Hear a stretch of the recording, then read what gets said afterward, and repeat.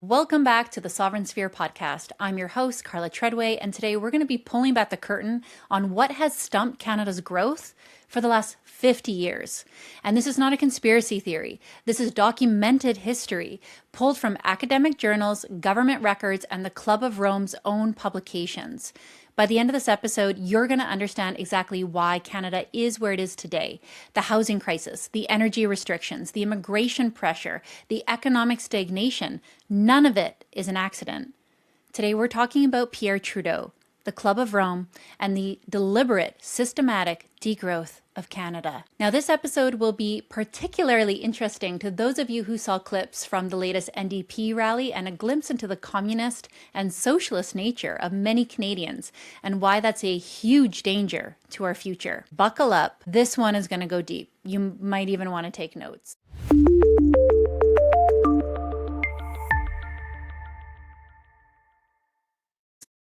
Before we go back in time, let's talk about what's happening right now, because the present is the proof. If you've been paying attention to Canadian politics, you've noticed something deeply unsettling building beneath the surface. There's a coordinated narrative being pushed across Canadian media and social media about empty bedrooms. Now, on the surface, that sounds like a housing conversation, but if you look closer, the pressure being applied, particularly on elderly Canadians, grandparents, people who have lived in their homes for decades, is to downsize, to give up their multi-bedroom homes, to make room for others deemed more deserving. I've even heard Olivia Chow suggest that people turn their homes into apartment buildings. This is not a housing policy, this is housing reform, in the same sense that Mao Zedong used the term land reform in China in the 90s. In China, land reform meant the seizure and redistribution of private property. It meant destroying the existing ownership class. It meant collectivization, and it meant mass death. 1 in 6 Chinese citizens may have died as a direct result of Mao's programs. Now, they're not sending soldiers to your door yet. Instead, they are running what the Chinese Communist Party perfected and called the mass line. The mass line is a propaganda technique where the government manufactures a demand, presents it as a grassroots movement, and then uses the illusion of public consensus to implement the policy that they always intended to impose. So the masses didn't demand it. The party created the demand, they packaged it, and they handed it back to the masses as their own idea. Sound familiar? And here's the key cultural weapon being used against Canadians specifically. As one Canadian told me in the United States, the cultural identity is I'm an American, I'm awesome. But in Canada, it's we're Canadians, we are awesome. That collective identity, that beautiful Canadian sense of community is actually being weaponized. The we is being used to extract compliance. Your sense of national belonging is being turned into a tool of coercion. That's where we're at today. But to understand how we got here, we have to go way back. And James Lindsay is going to help me a lot with this episode.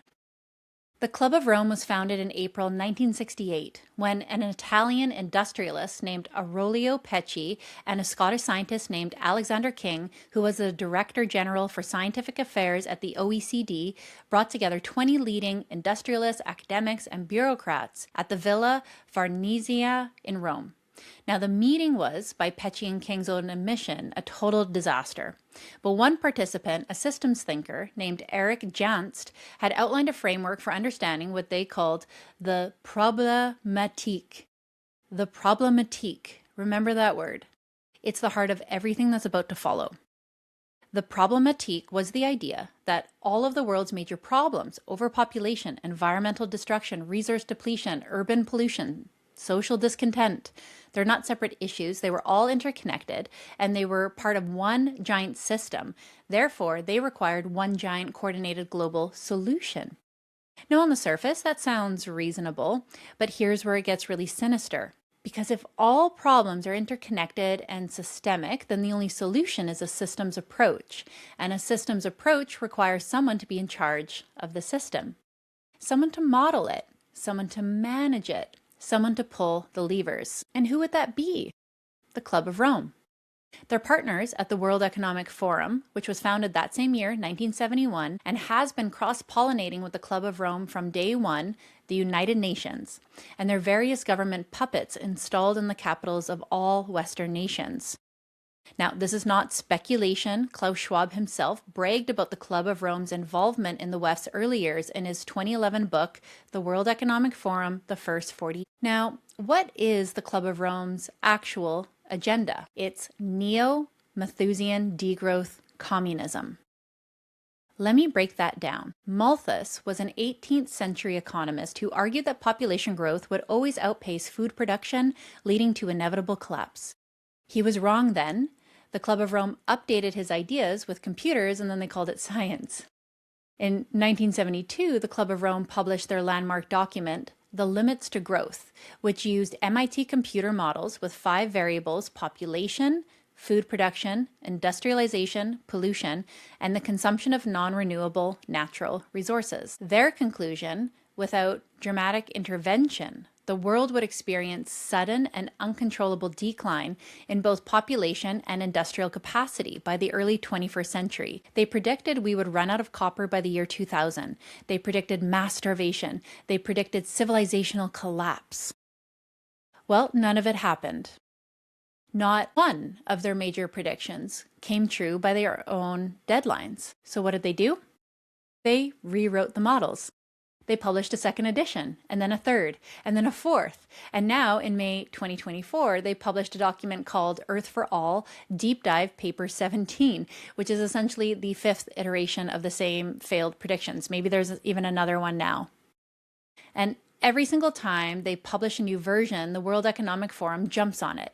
The United Nations builds it into their Sustainable Development Agenda, and their government puppets implement it as policy. This is their method. And Canada has been participating in it before it was even built. Now, here's where it gets personal for Canadians. In 2022, the Canadian Journal of History, Volume 57, Issue 2, published a paper by a postdoctoral fellow at the University of Waterloo named Christopher Orr. The paper is titled Environmental Aspirations in an Unsettled Time: Pierre Trudeau, the Club of Rome, and Canadian Environmental Politics in the 1970s. This paper is extraordinary, and it has been almost completely ignored by mainstream Canadian media. I mean, doesn't surprise me. What Orr documents using government records, memos, and first-hand accounts is that Pierre Trudeau met with the Club of Rome at least 3 times before the Department of Environment was even created in 1971. So let me highlight that. The Club of Rome was shaping Canadian environmental governance before Canada even had an environment department. So here's the timeline. So in late 1967, Petchy and King meet and begin formulating the Problématique. April 1968, the Club of Rome holds its founding meeting in Rome. Trudeau is elected Prime Minister of Canada in the same year, riding the wave of Trudeau mania. 15th to 16th, 1969, members of the Club of Rome, including Petchy and King, first meet with Pierre Trudeau and members of the Canadian government. This meeting included representatives from the Prime Minister Office, the Privy Council Office, the Science Secretariat, the Development of External Affairs, the Department of National Defense, and Senator Maurice Lamontagne. At an informal dinner on June 16th, Petchy and King argued, and I'm quoting here, that nothing short of a comprehensive systems approach on a worldwide basis can be fully effective.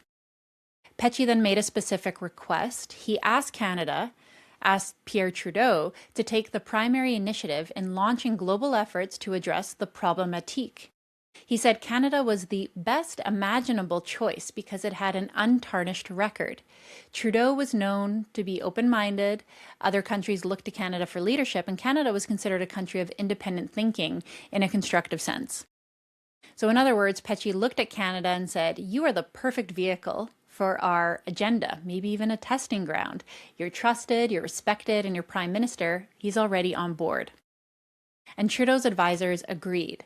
A program secretary to the Prime Minister named J.M. Davy recommended that Canada support the Club of Rome's proposal, arguing that the proposed problems were real and that this approach fits very well with the nature and style of his current administration. On January 5th, 1970, a second meeting is held between members of the Club of Rome, the PMW, Trudeau, and senior Liberals. 4 attendees of this meeting, including R.J. Whitehead and others, became the first Canadian members of the Club of Rome. When Whitehead expressed hesitation about a potential conflict of interest, Trudeau personally assured him that his membership was compatible with his responsibilities as principal science advisor in the Privy Council office, because it would allow Trudeau to keep in touch with the activities of the Club of Rome. Canada was one of the first countries to create a national association for the Club of Rome. On April 6, 1971, the Trudeau government sponsored the Club of Rome's second full meeting, held in Montebello, Quebec. Members of Trudeau's cabinet, the PMW, the PCO, and the Governor General attended. This meeting was a critical moment in the development of the Club of Rome's thinking. It was at Montebello that the concept of limits to growth was first conceived and discussed, 1 year before the book was published. Canada was not just a bystander. Canada was in the room when the blueprint for global degrowth was being drawn up, and Pierre Trudeau put them there. The Department of the Environment, or DOE, was created on January 27, 1971. The first Minister of Environment was Jack Davis, and he declared that the new department would put ecology ahead of economics wherever a choice had to be made between the two. But the DOE was not designed to be a normal ministry. It was designed to be a horizontal organization, meaning it would review the initiatives of all other departments that affected the environment and report directly to Cabinet.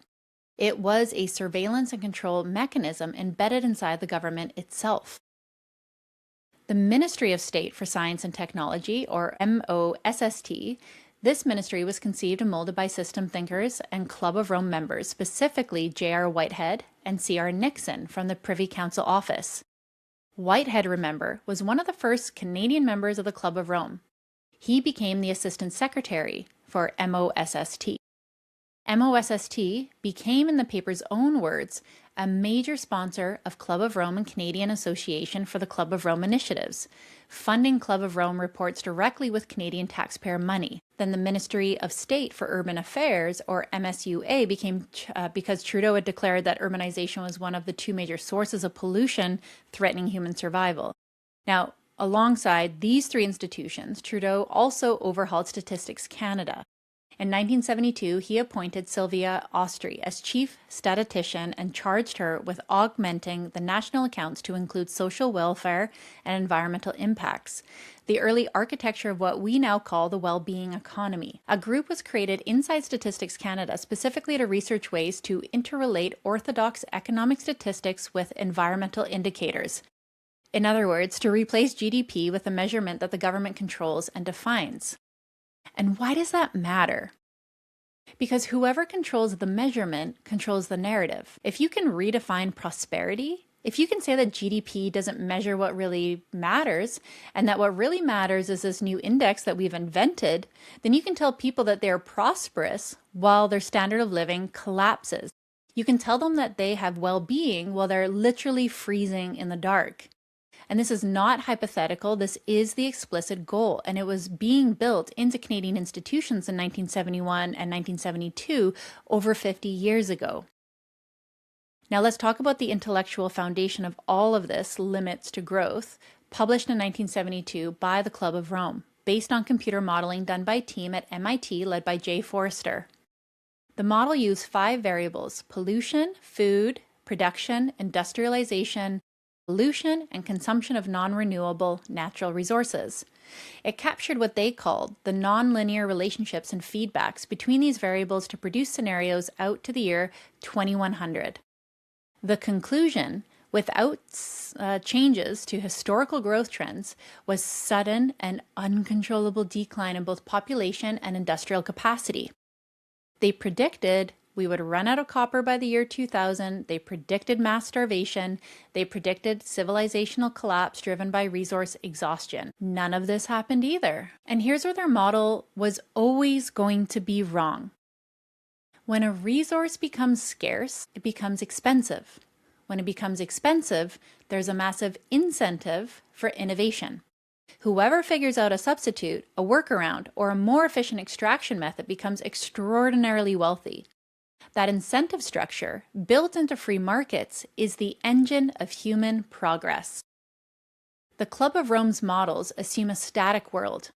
They assume that if we were using X amount of copper in 1972, we would keep using X amount of copper forever with no innovation, no substitution, no efficiency gains. That's not how markets work. That's not how human ingenuity works. But here's the thing, the Club of Rome doesn't actually care that their predictions are wrong because the predictions are not the point. The fear is the point. The urgency is the point. The justification for control is the point. Every time the predictions fail, they simply rewrite the models, extend the deadlines, and publish a new edition. We are now on what is effectively the 5th iteration of Limits to Growth.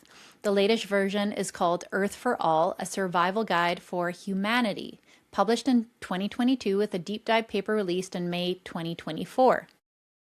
And every single time, the World Economic Forum, the United Nations, and their government partners treat it as gospel. The Club of Rome has been pushing degrowth and systems transformation for 50 years. They've had partners in the UN, the World Economic Forum, and the governments of Western nations. They've had billions of dollars in funding. They have had media support, academic support, and institutional support. And they still haven't achieved their goals. So now they're starting to turn inward. They're saying that the reason their agenda hasn't been fully implemented is not because it's wrong, it's because people's values haven't been transformed yet. I can hear a creepy PMO book with that title come to mind when I think about that. The document states, and I'm quoting directly, that it seeks to address the human inner dimension reckoning with the deep collective structures of thought foundational to failing systems and nurturing the inner capacities necessary to overcome barriers to collective action and structural transformation. I want you to remember these words. Collective. We need to brainwash people into accepting our agenda is what they're telling you. They're explicit about this. They talk about transforming worldviews, mindsets, values, and identity as the root drivers of cultural behavior. They talk about psychological and behavioral tendencies, which is operant conditioning, B.F. Skinner-style behavior modification, ring the bell, make you recycle, ring the bell, make you downsize your house. They talk about spiritual sensibility and existential inquiry. They quote the Islamic Declaration on Global Climate Change. They reference Thich Nhat Hanh. They talk about Ubuntu philosophy and indigenous wisdoms. They're building a synthetic global religion, one that just happens to require you to accept degrowth, collectivism, and the surrender of your individual sovereignty. And here's the legal argument that I think is critical, particularly for Canadians, but it's relevant everywhere. So there's a legal scholar named Ben Clement, I believe in the late 1980s. He reviewed all First Amendment jurisprudence on the Establishment Clause and identified 3 characteristics of religion for legal purposes. Why do we exist? What is my relationship to the world that will persist beyond my lifetime? What are our responsibilities towards the collective? That is a comprehensive system of belief. It answers fundamental questions about the world and man's role in it, and it inspires duties of conscience, specifically the duty to accept degrowth, reduce your consumption, share your bedroom, and surrender your standard of living. This is a religion, and it is being imposed on Western populations through government policy, corporate pressure, and nonprofit coordination. The document also outlines 5 extraordinary turnarounds required to avoid this impending collapse that's never happened. Ending poverty, addressing inequality, empowering women, transforming energy systems, transforming food systems.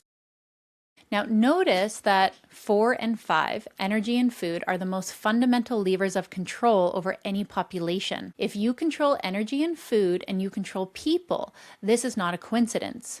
This is the point. And they call for a giant leap, their words, in socioeconomic transformation. A giant leap, like Mao's Great Leap Forward, except instead of leaping forward into industrial production, we are leaping backward, out of production, out of prosperity, out of freedom, and into what they call sufficiency and well-being. Now let's bring this into the present day because Pierre Trudeau is gone, but his agenda is not. Enter Christina Freeland, Deputy Prime Minister, Minister of Finance for Canada, and a straightforward operative of the World Economic Forum. In 2023, Freeland gave a commencement speech at Northeastern University in which she told graduates, and I'm quoting, that they were living through an inflection point, a time of transformation that comes once every 5 or 6 generations. She said the fundamental question being asked around kitchen tables is, In Canada and the United States, does capitalist democracy still work? Now, why would a sitting deputy prime minister be asking whether the economic and political system of her own country still works? Because that's the Club of Rome's question. That is the World Economic Forum's question. The answer they want, the answer that they are engineering, is no. And they're engineering that answer by deliberately creating the conditions that make it look true. The housing crisis created by unsustainable immigration policy, the youth unemployment crisis created by prioritizing immigrant employment over Canadian-born workers, a form of affirmative action for immigrants, the economic stagnation created by energy restrictions that deliberately suppress Canada's most productive industries.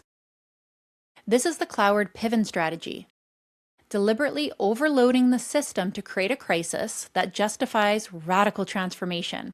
You break the system, you blame the system, and then you replace the system. Then in 2016, Freeland stood at the Davos World Economic Forum annual meeting and announced a new platform called Convergence, designed to bring together public, private, and philanthropic sectors to invest together in emerging market projects. The Canadian government contributed $23.5 million of taxpayer money, and the platform was to be hosted in Toronto. Public, private, philanthropic, converging into a single coordinated entity.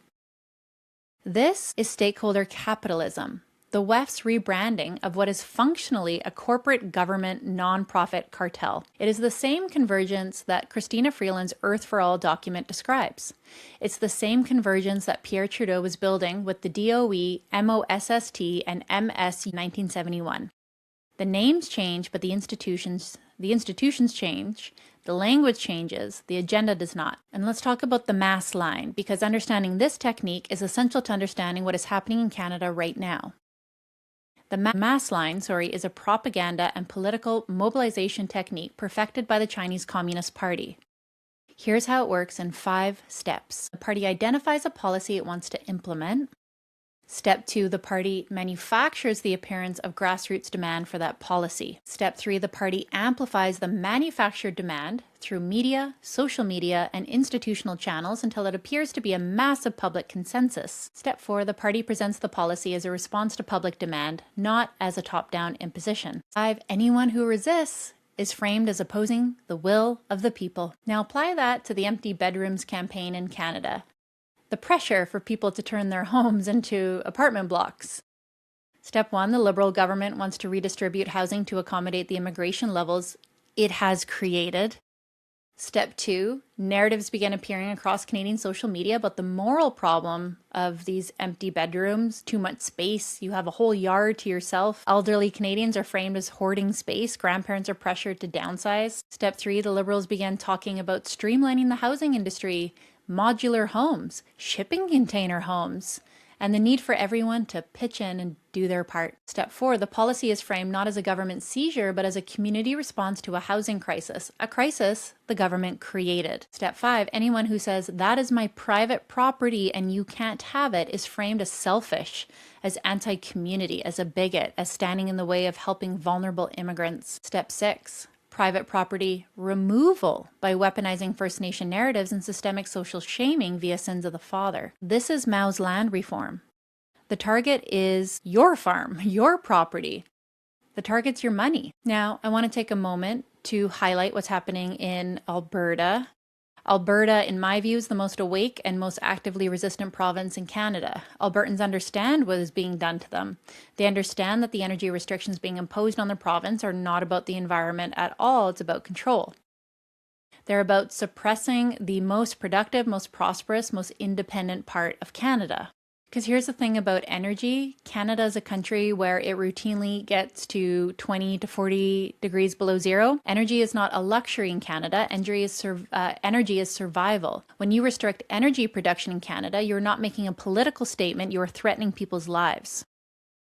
The Club of Rome's agenda, the degrowth agenda, when applied to a country like Canada, does not produce a pleasant, sustainable, equitable future. It produces people freezing to death in the dark while they starve. That's not hyperbole. It is the logical endpoint of restricting energy production in one of the coldest inhabited places on Earth. Albertans know this.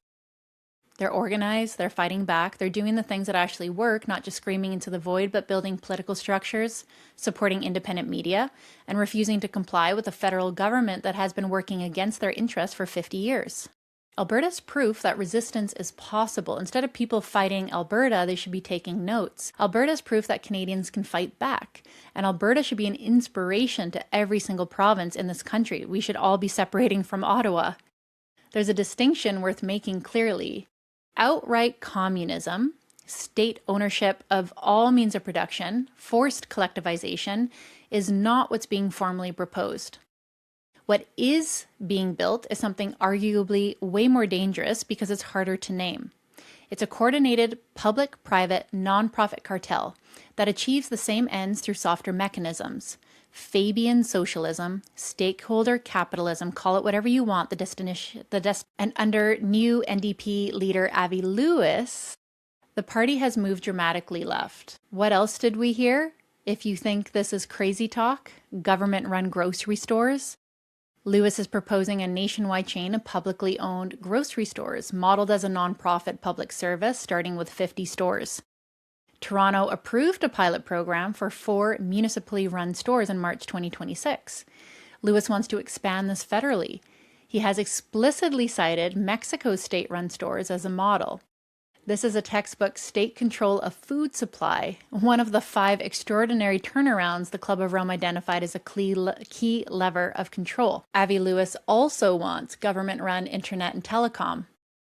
When the government controls your communication infrastructure, it controls what you say, what you can access, and who you can organize with. We're also seeing federal public housing. So Carney launched Build Canada Homes in September 2025 with $13 billion in initial capital, targeting 250,000 new units by 2031.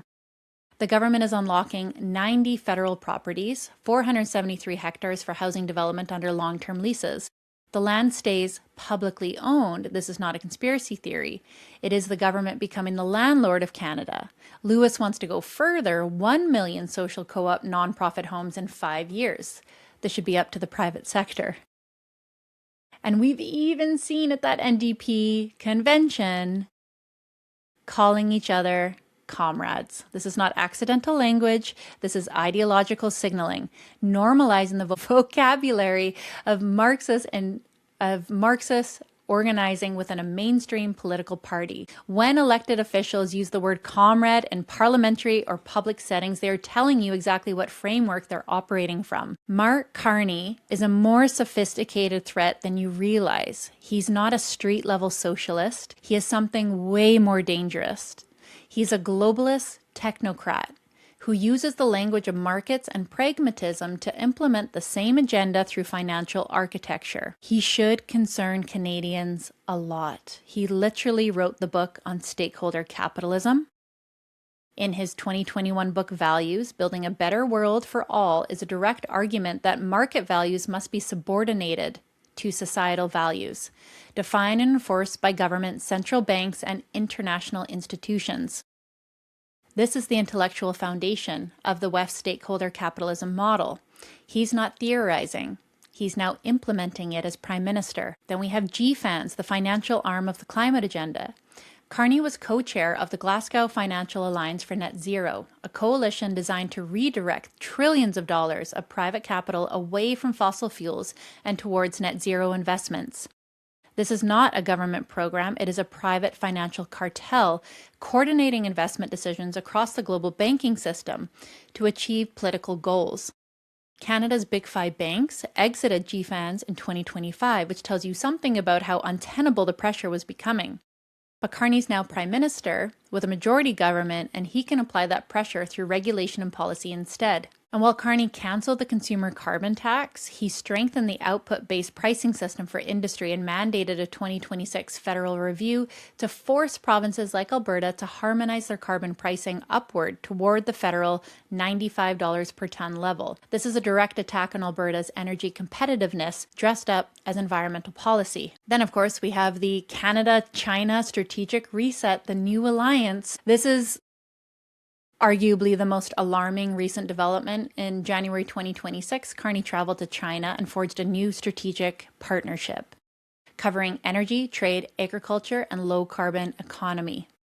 Even analysis sympathetic to the move acknowledged that Canada's limited strategic autonomy in this relationship, meaning China understands it is getting a close U.S. ally to pivot toward Beijing. This is not trade diversification. This is Canada being repositioned as a bridge for Chinese influence into North America. Exactly the concern raised in the knowledge base about a communist country on America's northern border. Carney gave a special address at Davos in January 2026. He's not This was at the World Economic Forum annual meeting. He's not distancing himself from the WEF, he's their man in Ottawa, the same WEF that has been cross-pollinating with the Club of Rome since 1971. So there's a big pattern here, and what it all leads up to is levers. So food, we have government grocery stores, industrial carbon prices raise food costs, forcing complete dependency. When it comes to housing, we have 1 million public units, government is now your landlord. When it comes to energy, we have a full green transition, no oil and gas, OBPS carbon pricing, net zero architecture. Finances, we have wealth taxes and higher capital gains. We have them taking over communications. We have them making relationships with China, with NATO, with Davos and WEF. And the values are openly socialist, stakeholder capitalism, values-based markets. The NDP is the accelerationist version. Carney is the technocratic version. Both lead to the same place, a Canada where the government controls the fundamental inputs of daily life: food, housing, energy, money, communications. The NDP calling each other comrades and proposing government grocery stores is easy to see and easy to mock, so much so that it's almost a distraction. The harder thing to see, and the more important thing to see, is that Mark Carney is building the financial and regulatory architecture that makes the NDP's overt socialism unnecessary. When the government controls carbon pricing, housing supply, ESG disclosure requirements, and has a strategic partnership with the Chinese Communist Party, you don't need to call the grocery store government-owned. You just need to make it impossible for private grocers to operate outside your framework. That is the Fabian method. That is the Club of Rome method. And that is what is being built in Canada right now. So let me be very direct about what's the end goal of this agenda, because the Club of Rome's 2024 document is very honest about it. They want you to become what they call a new man, a sustainable, inclusive, globally conscious citizen who has undergone what they call inner transformation, a fundamental remolding of your values, your identity, your spiritual orientation, and your relationship to the collective. They want you to stop valuing individual prosperity. They want you to stop valuing private property. They want you to stop valuing national identity. They want you to stop valuing your own family's well-being above the collective well-being. The social conditioning we saw around woke narratives over the last 10 years was to prime you to accept, even giving up your land. They want you to believe that your standard of living is the problem, that your energy consumption is the problem, that your spare bedroom is the problem, that your GDP measured prosperity is the problem. And they want you to willingly surrender all of it, not because soldiers are forcing you, but because you have been spiritually and psychologically transformed to believe that surrender is virtue. I don't think I need to point out that those in charge believe in luxury and opulence for themselves. They just want you to accept this new way of living. I think Mark Carney's bill on the airplane for food and drink was over $500,000. This is what Mao called ideological remolding. This is what the Soviet Union called creating the new Soviet man. And this is what the Club of Rome calls cultivating the inner capacities necessary for collective action. Different words, same program, same destination. And I'm sorry, leftists, the destination is not a sustainable, equitable, beautiful world. The destination is poverty, dependence, and top-down control. So what do you do with all of this that I laid out? And again, thank you, James Lindsay, for the bulk of this research. I don't know how you do it.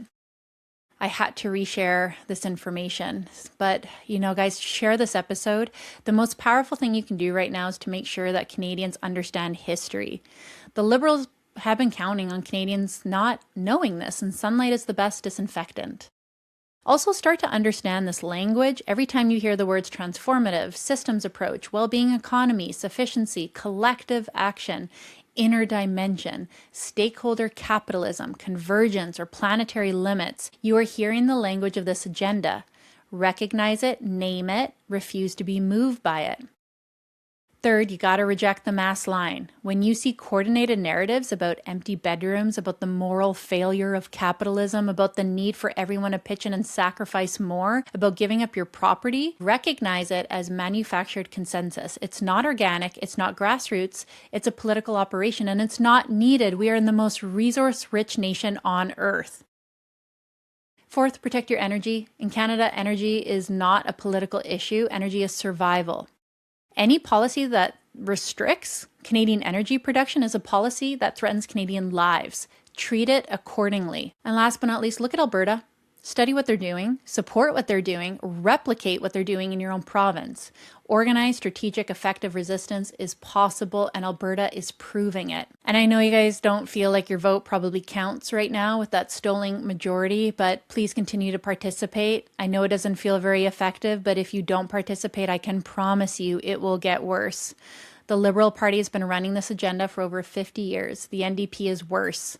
These are not parties with different approaches to the same goals. These are parties that are actively working to dismantle the Canadian standard of living, Canadian energy dependence, Canadian private property rights, and Canadian sovereignty, in service to a global agenda that was cooked up in a villa in Rome, 1968. You have the power to stop this, but only if you know what you're stopping. That's it for this episode of The Sovereign Sphere today. If you stayed with me till the end, bravo, you guys.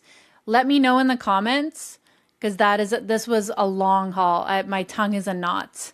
Like Pierre Trudeau, Club of Rome, Limits to Growth, Department of Environment, all of these things. A lot of this is probably brand new information, and this is huge. You might even need to, if you want to nerd out on this like me, you might want to listen to it again.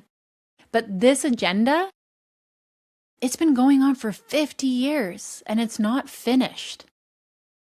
But neither are you and me. Do not let them disempower you or get in your head. Canada is worth fighting for, and the first step in fighting for it is knowing the truth. I'm your host, Carla Treadway. This is The Sovereign Sphere. Share this episode. Stay sovereign. Stay critical. I'll link up James Lindsay's original resources in the comment section. If you guys are curious, definitely go and check that out. And I'll see you for another episode soon. Hit that subscribe button. Join me on Substack where we can interact a little bit. That helps me a ton, and I'd love to hear your thoughts a bit more. But as always, friends, thank you, and I'll see you soon.